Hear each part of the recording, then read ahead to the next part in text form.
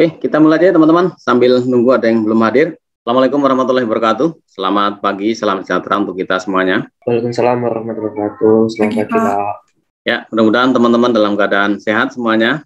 Saya melihat beberapa wajah yang familiar yang di semester lalu ada di kelas saya. Ya, kita mulai kuliah kita dengan berdoa terlebih dahulu sesuai dengan keyakinan masing-masing. Berdoa dimulai. Ya, cukup.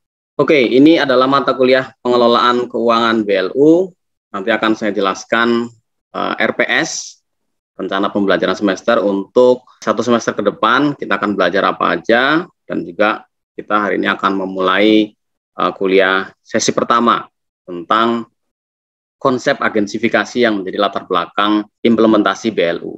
Jadi ini rencana pembelajaran kita selama satu semester ke depan. Mata kuliah ini 3 SKS, ya nanti akan ada sesi seperti ini ya, sesi diskusi lewat Zoom, penjelasan lewat Zoom, kemudian akan ada juga sesi untuk kita pendalaman ya, pendalaman teman-teman akan ada beberapa penugasan, dan juga nanti ada juga yang diskusi atau presentasi kelompok. Jadi ini yang ingin dicapai dari mata kuliah kita, bahwa teman-teman nanti akan belajar mengenai konsep agensifikasi, kemudian konsep dasar BLU, bagaimana proses penetapannya, kelembagaannya, kemudian akan banyak kita bahas terkait dengan pengelolaan keuangannya.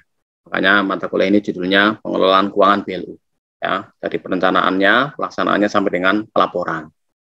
Dan nanti akan ada pembahasan terkait dengan otonomi.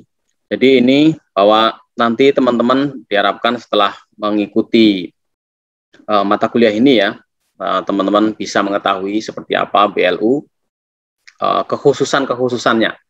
Jadi teman-teman sudah belajar mata kuliah pelaksanaan perencanaan, kemudian pelaksanaan belanja ya di satker yang biasa, instansi pemerintah yang biasa, yang non BLU ya. Jadi saya akan banyak menggunakan istilah itu. Selama ini teman-teman mengenal instansi pemerintah itu adalah satker ya, satuan kerja instansi pemerintah, satker. Nah, saya nanti akan menggunakan istilah satker biasa. Ya, satker biasa itu artinya ya satker yang non BLU. Nah, kalau dari kacamata mata kuliah ini, maka satker pemerintah itu dibagi dua, ya, satker biasa dan satker BLU. Nah, nanti seperti apa kekhususan, ya, uniqueness atau apa yang membedakan BLU dengan satker biasa yang lainnya, yang bukan BLU. Gitu. Nah, sehingga kalau teman-teman sudah paham konsep BLU, nanti barangkali ya, teman-teman ditempatkan di instansi BLU, itu sangat mungkin. Ya, di pemerintah pusat sudah lebih dari 200 BLU, di pemerintah daerah bahkan sudah ada lebih dari 1000. Gitu. Jadi sangat mungkin. Maka kalau kalian nanti ditempatkan di instansi pemerintah yang dia statusnya adalah BLU, maka teman-teman sudah siap. Ya. Nah, tetapi tidak harus juga teman-teman penempatan di BLU untuk mengetahui tentang BLU ya. Jadi, kenapa sampai mata kuliah ini diadakan khusus di kampus? Karena tadi ada kemungkinan teman-teman ditempatkan di BLU. Tapi yang kedua, karena BLU ini di pusat dan di daerah ada, teman-teman akan sangat mungkin bersinggungan dengan urusan BLU. Gitu. Misalnya yang penempatan di Dirjen Perbendaharaan, KPPN, ya, itu di KPPN juga spesifik tentang BLU ini ada, karena KPPN, ya, hampir semua KPPN itu melayani atau satker yang berada di wilayah kerja KPPN itu ada BLU-nya, atau nanti di Kementerian Keuangan juga ada satu direktorat, bahkan Direktorat Pembinaan Pengelolaan Keuangan BLU. Teman-teman bisa juga penempatan di situ misalnya. Ya, di daerah juga sama. Ya, selain di BLUD-nya misalnya, kalau teman-teman misalnya penempatan di Pemda ya, selain di BLUD-nya itu juga sama seperti tadi di BPKAD-nya ya, Badan Pengelola Keuangan atau Pengelola Keuangan dan Aset. Nah, itu juga ngurusin hampir semua Pemda sekarang punya BLUD. Gitu. Jadi ini pengetahuan ini sangat relevan dimanapun teman-teman nanti ditempatkan gitu ya. Ya, kecuali kalau nanti ternyata penempatannya di Bea Cukai gitu ya, mungkin agak jauh hubungannya dengan BLU. Tapi ya, kan tidak ada yang tahu ya, teman-teman nanti penempatan di mana, sehingga kita memang desain kurikulum kita menyesuaikan supaya teman-teman bisa ditempatkan dimanapun ya, punya pengetahuan yang luas gitu. Baik nanti sebagai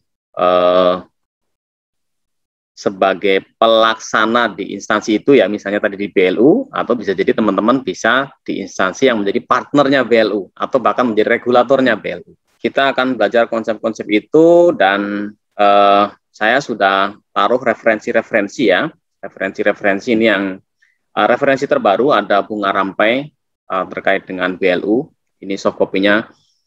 Semua referensi soft copy referensi sudah saya taruh di Drive ya. Karena di portal kita ternyata belum bisa upload, jadi saya taruh di Drive dulu. Nanti kalau di portal LMS kita sudah bisa di-upload, nanti saya upload ke LMS ya. Jadi ini yang referensi terbaru, ada Bunga Rampai BLU yang disusun oleh Kementerian Keuangan. Saya menulis satu bab di situ, satu chapter di situ ya. Chapter pertama ditulis oleh Ibu Menteri Keuangan dan banyak ya pemerhati ataupun expert ataupun ahli yang menulis tentang BLU di situ ya. Ini cukup banyak ya teman-teman, lebih dari 400 halaman, jadi silakan nanti dibaca-baca di waktu senggang mana yang sempat dibaca itu. Dan ini untuk yang konsep BLU di Indonesia ya, di Indonesia bagaimana implementasinya. Dan ini referensi yang kedua, ini tentang BLU di 30 negara ya, supaya teman-teman memahami seperti apa di negara lain ya. Jadi supaya teman-teman tidak hanya tahu yang di Indonesia, teman-teman mesti memahami bahwa BLU ini bagian dari tren yang ada di seluruh dunia. Dan kemudian ini referensi selanjutnya ya, ini artikel saya tentang otonomi dan kontrol. Jadi ini untuk di pertemuan terakhir ya, tentang permasalahan otonomi dan kontrol yang ada di BLU. Peraturan referensi pendukung berupa peraturan-peraturan, tentu teman-teman bisa ini ada satu PMK yang merangkum ya, menggabungkan 15 PMK, dulunya terpisah-pisah, sekarang dijadikan satu, dan banyak peraturan PMK yang lain tentang, atau beberapa peraturan Menteri Keuangan yang lain tentang BLU, Perjanjian Berben dan sebagainya. Nanti akan sambil kita pelajari di kuliah ya.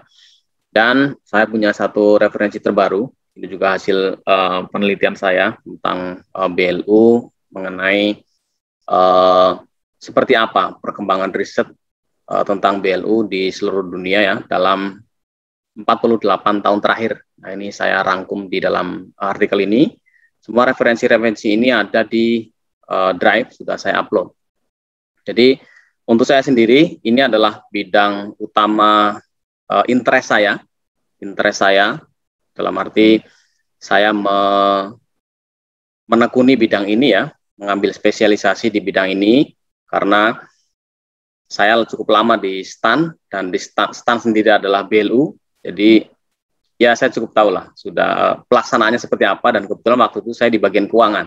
Saya jadi Kasubag Keuangan, sehingga cukup tahu seperti apa pengelolaan BLU di Indonesia. Bahkan dulu saya terlibat sejak awal, pertama kali di STAN ya, saya ditempatkan di STAN tahun 2006, kemudian ikut memproses STAN menjadi BLU. Waktu itu ya, selama kurang lebih 2 tahun, dari 2006 sampai 2007, dan STAN menjadi BLU tahun 2008. Dari sejak pertama konsep adanya BLU ya, bahkan dulu saya skripsi saya waktu D4 saya nulis tentang BLU gitu ya, tahun 2006 ya, karena PP ya, Peraturan Pemerintah Nomor 23 tentang BLU itu tahun 2005. Jadi waktu itu PP-nya baru keluar tahun 2005, dan saya menulis skripsi di akhir tahun 2005 gitu ya. Saya menulis skripsi tentang BLU dan hampir bersamaan dengan terbitnya PMK itu. Dan kemudian akhirnya saya menjadi pelaku sendiri ya, yang mengelola BLU ya, STAN sebagai BLU, dan kemudian ya saya cukup tertarik dengan bidang ini. Kemarin waktu saya kuliah S3, penelitian saya tentang ini, tentang tentang BLU lah gitu ya. Tentu istilahnya bukan BLU ya, nanti akan saya jelasin. Kalau di akademik atau di internasional itu ada istilah tersendiri. Nah, kalau di kita kita menyebutnya sebagai referensi lanjutan. Ini untuk kalian yang barangkali yang tertarik saja, tidak harus dipahami secara keseluruhan ya. Ini termasuk salah satu hasil dari penelitian S3 saya kemarin yang sudah diterbitkan tapi masih dalam edisi terbatas. Berikutnya adalah terkait dengan porsi penilaian ya. Porsi penilaian UTS UAS itu 30% masing-masing, kemudian aktivitas 40% ya. Ya, jadi ini peluang untuk teman-teman tidak hanya mengandalkan ujian ya, tetapi dari nilai aktivitas yang justru porsinya lebih besar ya. Dan 40% ini kalau dibagi-bagi, ini ya, 40% ini yang paling kanan ini, 40% itu dari kehadiran 8% ini otomatis ya terrekap dari portal. Kemudian jika partisi belajar ini kalian keaktifan di kelas, kemudian akan ada review test ya, satu sebelum UTS dan satu sebelum UAS, dan juga ada penugasan kelompok ya, nanti sifatnya adalah presentasi atau diskusi. Ini satu di UTS dan juga satu di UAS gitu. Ini totalnya 40%. Kemudian untuk pertemuan, barangkali di situ terlalu kecil ya, saya sajikan yang sebelah kirinya adalah. Dari 8 pertemuan atau 7 ya, 7 pertemuan, sudah kita bagi-bagi, 7 pertemuan sebelum UTS, ini akan kita pelajari. Materi pertama tentang konsep ya, konsep atau teorinya terkait dengan yang kita sebut dengan agensifikasi atau pengagenan gitu ya dalam bahasa Indonesia, dan juga penerapannya di berbagai negara. Tadi ya salah satu referensi kita itu tentang BLU dalam tanda kutip di 30 negara. Kemudian kita masuk ke konsep yang BLU yang di Indonesia. Jadi kalau yang pertama ini adalah bagaimana secara umum teorinya, kemudian di negara-negara lain kayak apa. Nah, tapi ini cukup hanya sebagai pengetahuan awal saja. Mulai pertemuan kedua nanti sudah yang BLU yang seperti ini, yang versi kita, yang di Indonesia. Gitu ya. Berbagai negara punya versi sendiri-sendiri, nanti hari ini akan kita pelajari secara singkat. Dan kemudian nanti kita masuk ke prosesnya. Instansi pemerintah mau jadi BLU gimana. Kemudian 3 sudah, kemudian yang 4 mulai kelembagaan ya, organisasinya bagaimana BLU itu. Kemudian ada perencanaan penganggaran ya, apa bedanya dengan satker yang biasa, terutama adalah ini, sampai dengan standar biaya, tarif layanan, pengelolaan kas, utang, piutang, dan investasi. Ya. Nah ini yang tadi nanti terakhir ada review test ya, untuk persiapan sebelum UTS. Setelah UTS, kita masuk lebih dalam terkait dengan daily operation dari BLU ya, bagaimana dia mengelola pendapatan, bagaimana dia mengelola belanja, ya, bagaimana dia membayar gaji para pegawainya. Ini beda dengan yang lain ya. Kinerjanya juga seperti apa, ini juga beda dengan satker-satker yang lain, sampai dengan pemeriksaan pelaporan keuangan.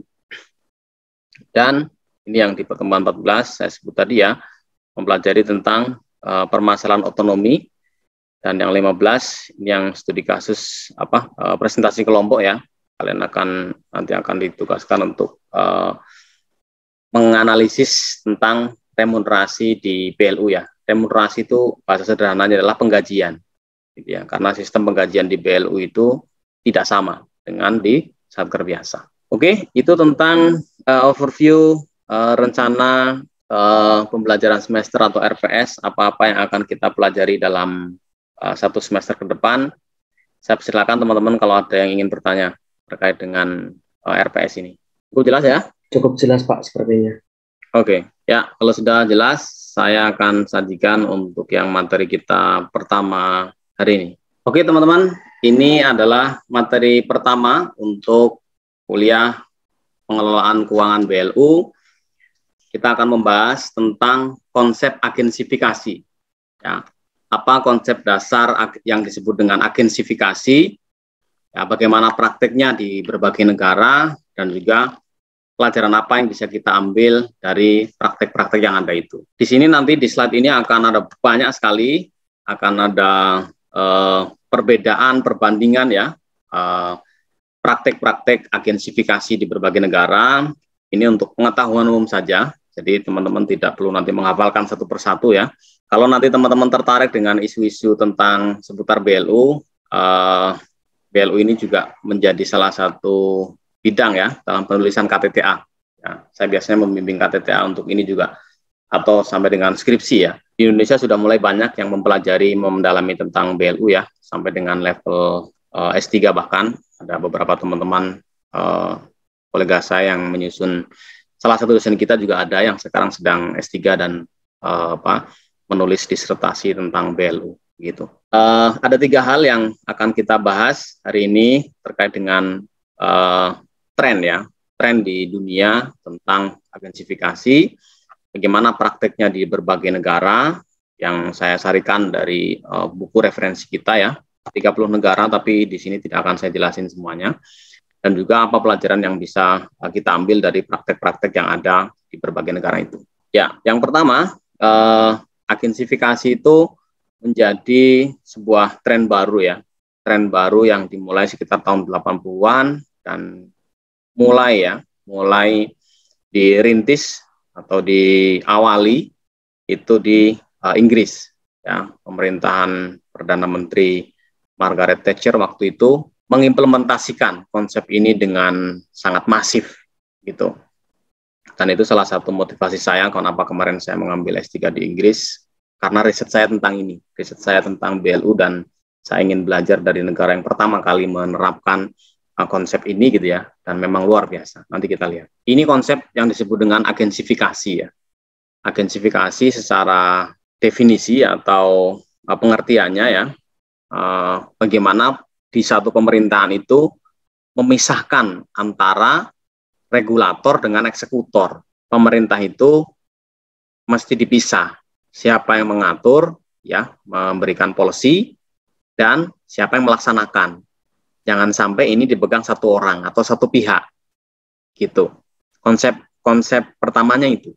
Pemerintah itu pasti tugasnya, salah satu tugasnya ya, adalah mengatur ya, merumuskan kebijakan, bikin peraturan. Undang-undang, peraturan pemerintah, kemudian peraturan menteri dan sebagainya ya. Tugasnya pemerintah yaitu bikin policy, gitu kan. Dan itu melalui proses politik ya. Undang-undang kan lewat DPR ya. Undang-undang, peraturan-peraturan, kebijakan itu kan harus dilaksanakan, gitu. Nah, siapa yang mau melaksanakan? Pemerintah juga, oke, ya, pemerintah juga. Tapi idealnya yang merumuskan kebijakan dengan yang melaksanakan kebijakan itu dua pihak yang berbeda. Supaya apa? Ya, supaya tidak ada konflik kepentingan. Itu. Kalau kita sendiri yang bikin aturannya, kemudian kita sendiri yang mengerjakannya, kan jadi ada moral hazard ya, ada kecenderungan, jadi dia nanti akan mengatur yang enak-enak aja, yang gampang aja, atau yang sesuai dengan keinginannya. Jadinya ya sudah dipisahkan antara policy ya, disusun oleh departemen, kementerian atau apapun namanya.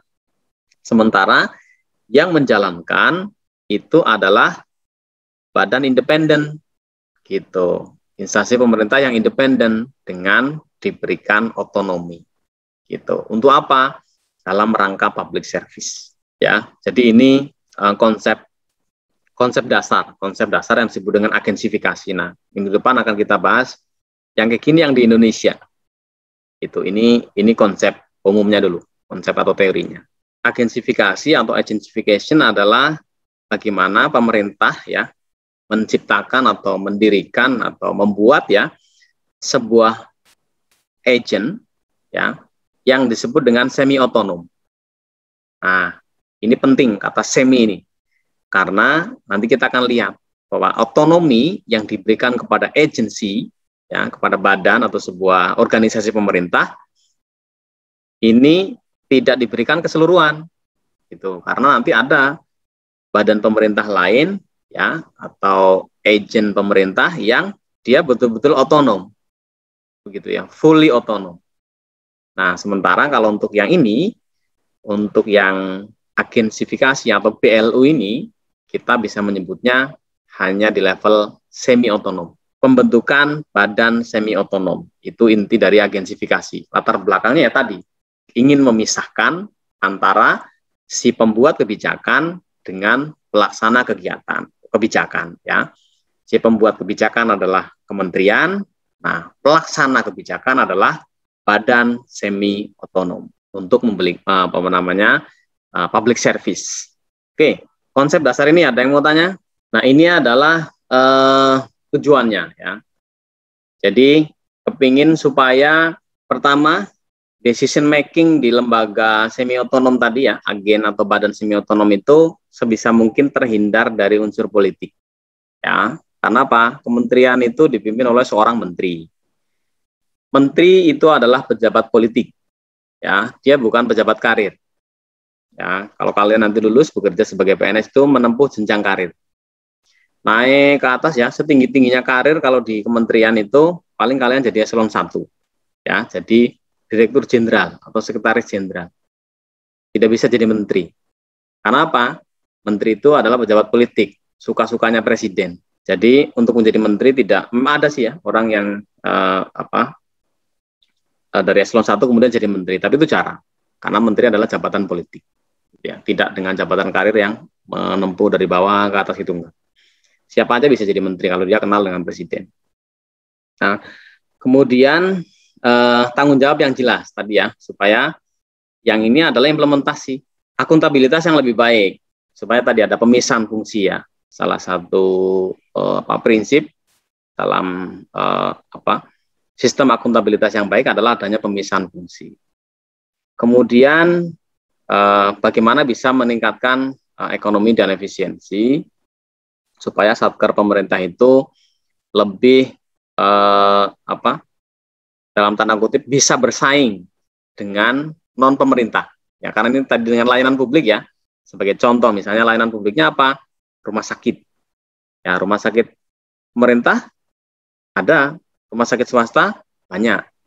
Itu nah, bagaimana caranya supaya rumah sakit pemerintah itu kalau yang swasta itu kan mereka cari untung ya. Nah, rumah sakit pemerintah kan enggak.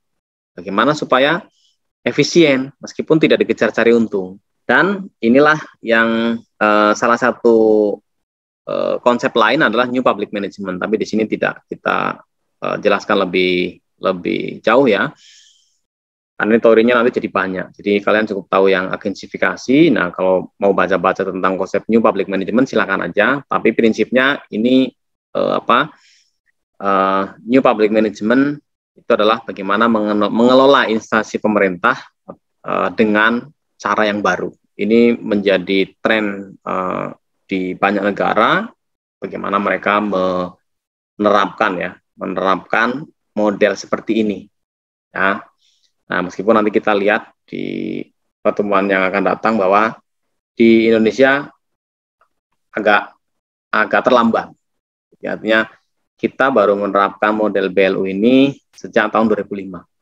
Sejak keluarnya peraturan pemerintah nomor 23 tahun 2005. Gitu. Meskipun sebelumnya sebenarnya kalau dilihat sejarahnya itu sebelum itu juga sudah ada, tapi belum tersistematis seperti yang dilakukan di negara-negara lain ini. Dengan berbagai macam namanya ya, ada yang disebut dengan next step kalau di Inggris, kemudian ada yang disebut BOS, Special Operating Agencies, Crown Entities dan sebagainya, atau ZBO kalau di Belanda. Itu di kita punya versi sendiri. Kita sebutnya sebagai Badan Layanan Umum.